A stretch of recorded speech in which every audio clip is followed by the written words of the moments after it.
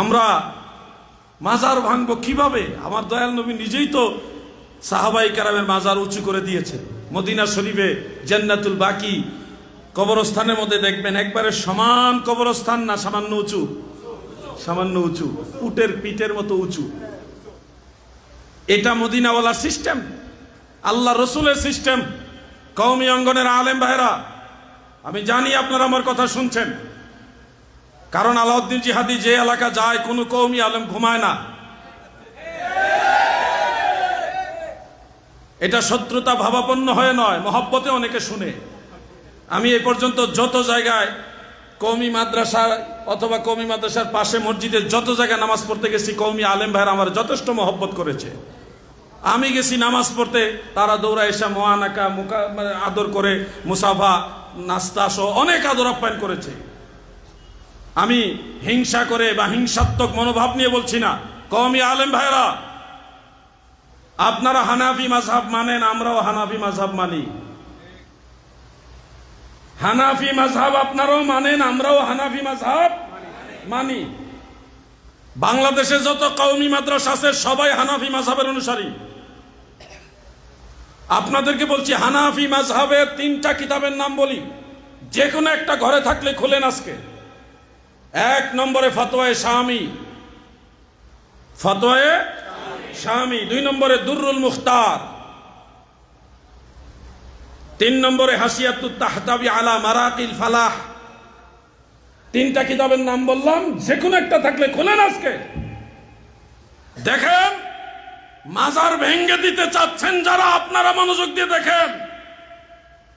সাধারণ মুসলমানদের কবর পাকা করা জায়েজ নাই, কিন্তু 3 শ্রেণীর মানুষের কবর পাকা করা জায়েজ। হানাফি মাযহাবের ফতোয়া এটা। সাধারণ মানুষের কবর পাকা করা জায়েজ নাই, তবে 3 শ্রেণীর মানুষের কবর পাকা করা জায়েজ। 3 শ্রেণী কারা?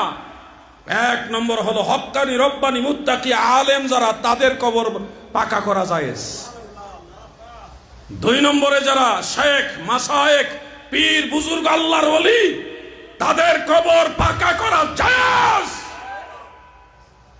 3 নম্বরে যারা সৈয়দ আওলাদে রাসূল, নবীর বংশধর, তাদের কবর পাকা করা জায়েজ, জায়েজ, জায়েজ। আলাউদ্দিন জিহাদি গায়ের জোরে কথা বলে না, কিতাব খুলো। ইযা কানাতিল মাইয়িতু, যখন মৃত ব্যক্তি হবে, কি হবে?